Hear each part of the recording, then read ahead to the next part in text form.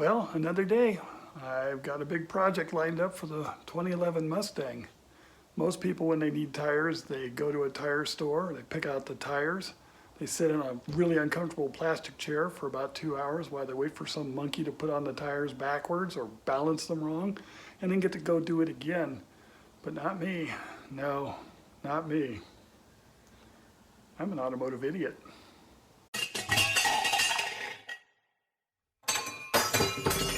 My 2011 Mustang has about 78,000 miles on it. I've had 2 sets of tires that have lived a comfortable life on this car. The original equipment Pirellis have been great tires. Lasted longer than they should have. I've gotten about 37,000 miles out of each set. But now the car's got 78,000, it needs its 3rd set of tires. I'm changing things up this time, going with a different brand of tire.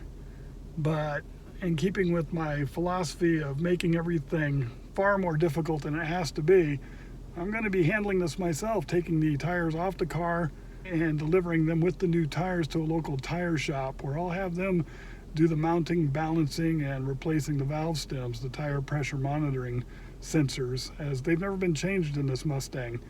This car is pushing 10 years old now. I did have one TPMS sensor go bad, probably at about 45,000 miles. Did not replace the other 3. It's probably time to do them all. So I've got a new set to put in too. So let's get the car into the shop and get it up on the lift and get the tires off first.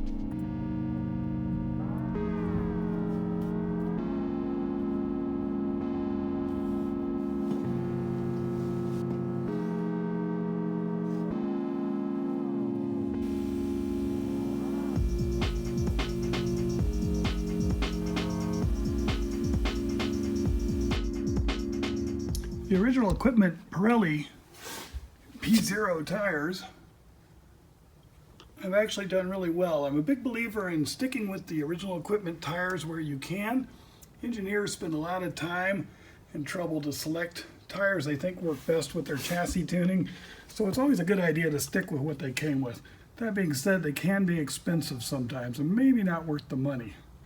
These have been great tires. I've been very happy with them in the mileage. As you can see, on the rear tire, there's still a fair amount of tread left. I could probably get a couple thousand more miles out of these.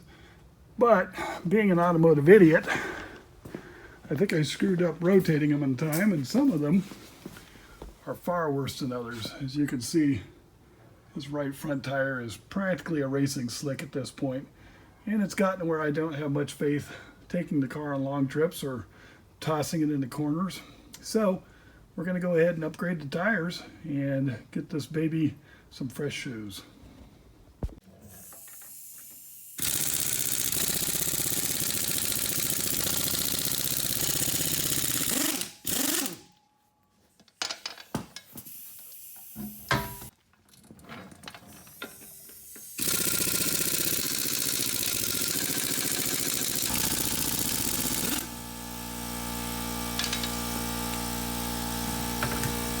Okay, got the tires off.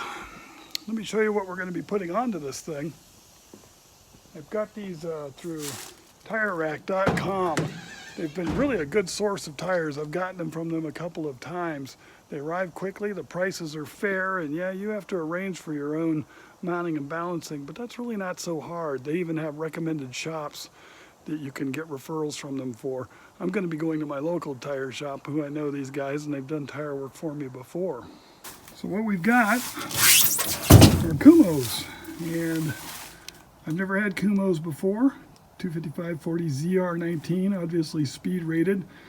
They seem to have a lot of the same specifications that the Pirellis did. I've got to admit though that the set of Kuhmos was about $125, $130 cheaper than the Pirellis. Obviously the 2011 Mustang is reaching its end in my stable. I was actually going to replace it this year, but thanks Rona, I'm going to have to put that off for a while, so we're investing in new tires, but I am going to try a different brand. As I said, the reviews on the Kuhmos seem to be very similar to the reviews on the equivalent Pirellis, so this could be an interesting test of the tire too. All right, well, let's get the old ones loaded into the bed of the truck.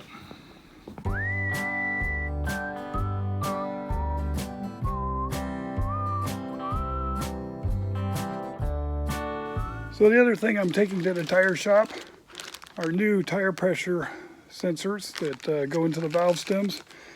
I bought these online.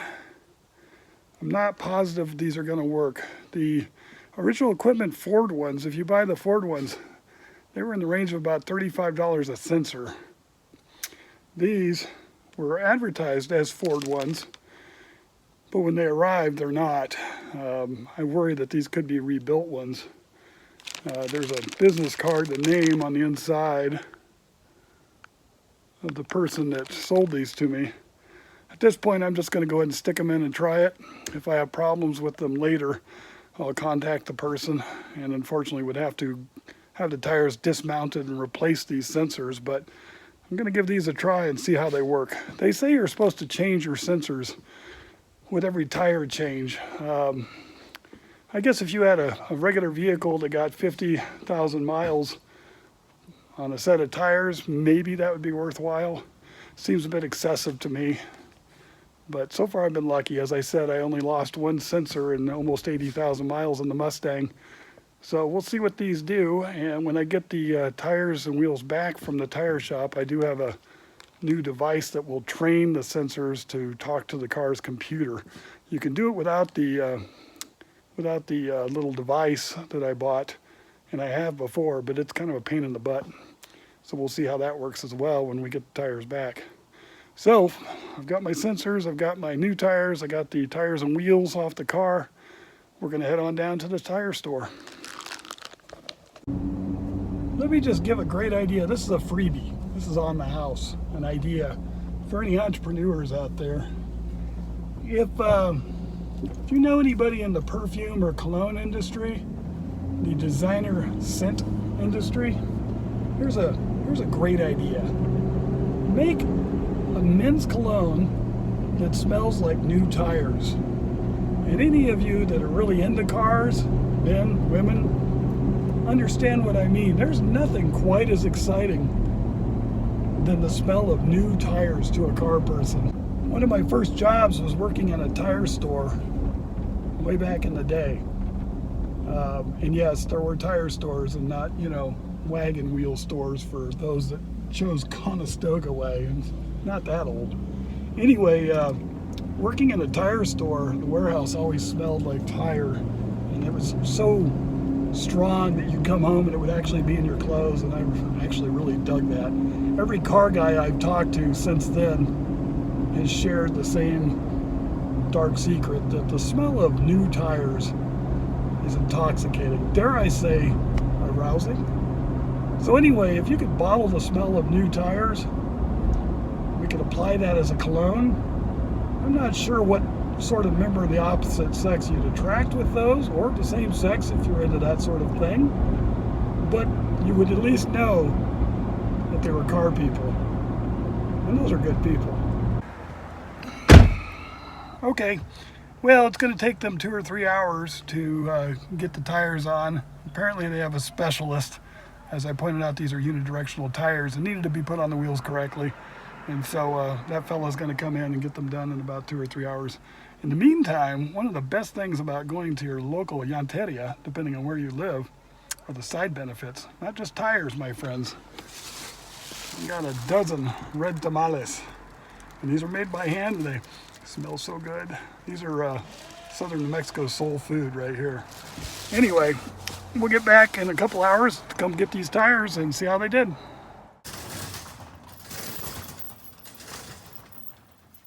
Okay, back from the tire store. Got the tires, they all look pretty good. I still have to check to make sure that they were all going in the correct direction. At first glance, they look to be. And they do have the new tire pressure valve stems are in place. I double checked that already. So let's get these loaded out of the truck and onto the car.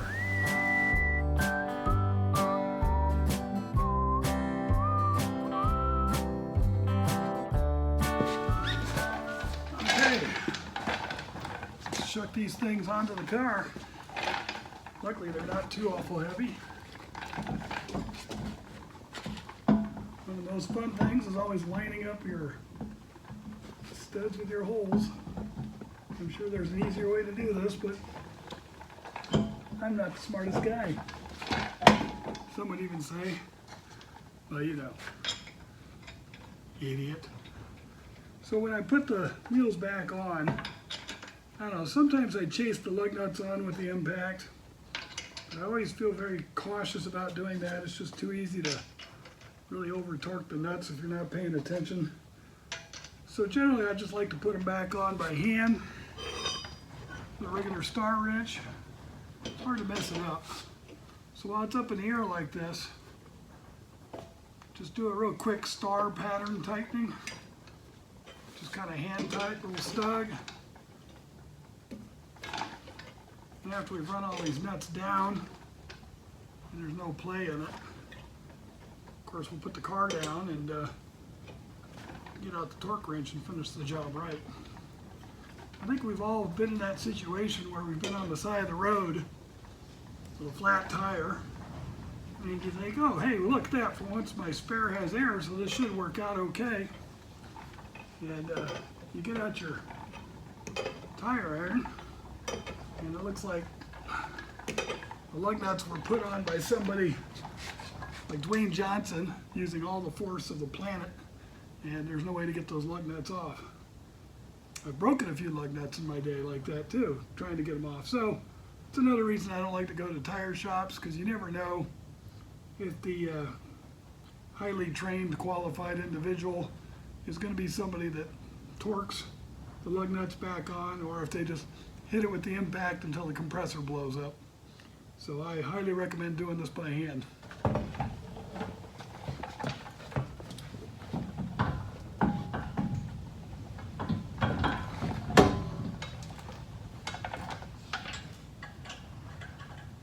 Really super excited that I left the steering at an angle like this. I could get in, unlock the steering and straighten them up, but it seems like an awful lot of work. Plus, you know, I like a challenge.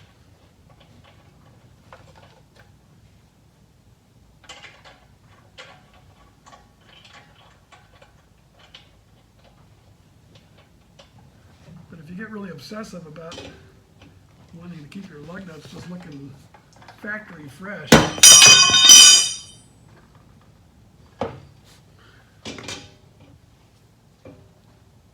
see why you should turn your wheels straight? Anyway, if you get obsessive about wanting to keep your nuts looking, your lug nuts looking factory fresh, they make these little plastic sleeves that you slide over the lug nut before you put a wrench on it, and it protects the finish. I've never had a set of those things.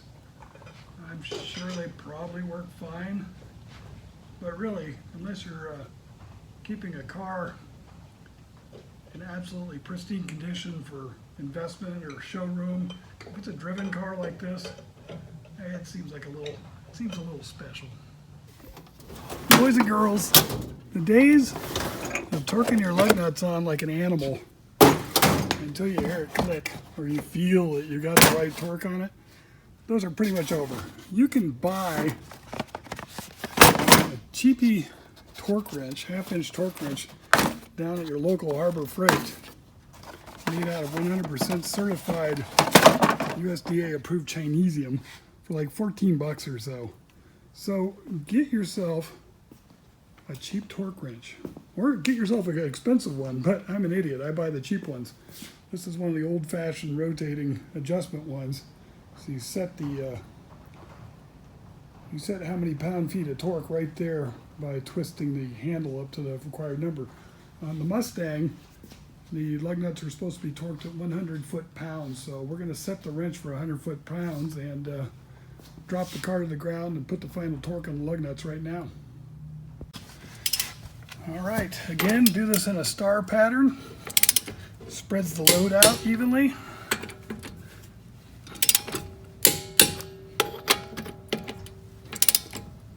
Just keep going across to the nearest bolt. Run them all down to 100 pounds. And then go back and check your first one again. And that feels good. You can even be retentive and do your second one again. And that's all there is to it. Now you know you got the proper torque on your wheel and you don't have to worry about losing a tire at highway speeds like an idiot. Okay, so I've got the tires mounted. I've got the lug nuts torqued down.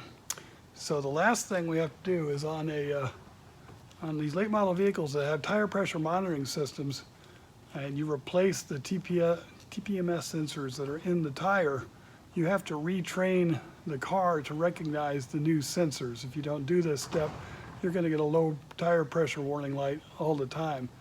So I don't know about every other car. On the Mustang, there's a complicated procedure. I'd have to actually look up and read again how to do it, but you turn the key on and off 900 times and then install a cheese sandwich into the CD player and flip the car on its side, and then the horn honks 52 times and you check.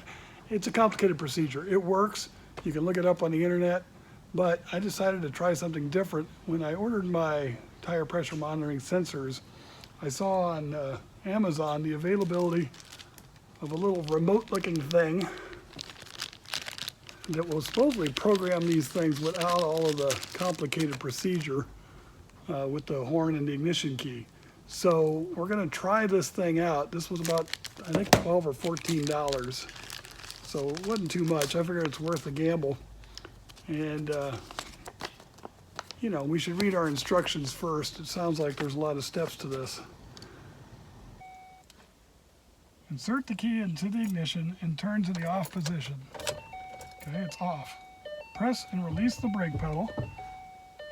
Done. Turn the ignition from off to run 3 times. 2, 3. Press and release the brake pedal. Turn the ignition to off. Turn the ignition off to run 3 times, ending in run. There we go. Didn't honk 3 times. And a message will flash in the dash. Train left front tire. Well, that's good news. Let's go train it. Okay, here we go. Hold the sensor at the base and press the button.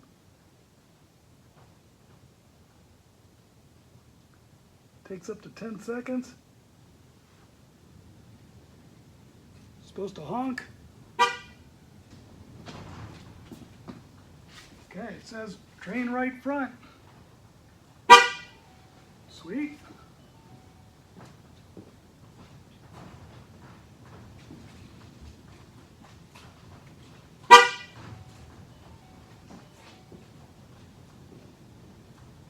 Last one.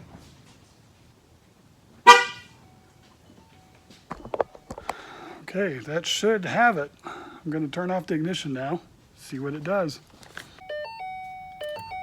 Okay, let's check it.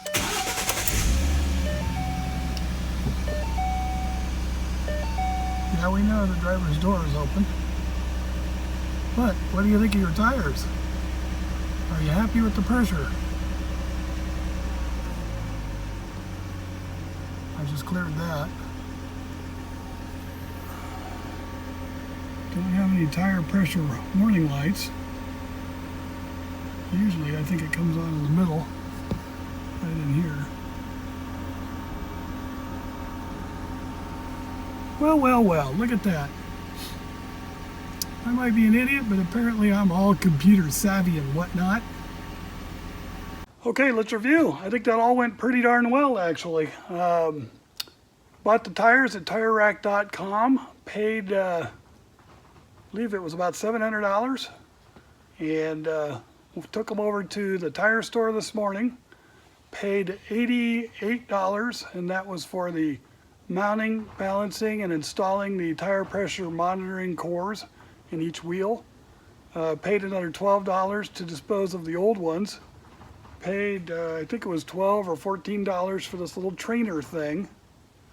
So all told, what do we got? Probably 78, 88 not too bad. And I have a new tool to put in my toolbox, so that doesn't suck. Anyway, I'm sure I screwed something up. If you saw me commit some sort of egregious error and you want to go ahead and point out what is obvious by the name of this channel, please let me know. Rip me a new one in the comments. Until then, it's a pleasure being your idiot. Have a good day.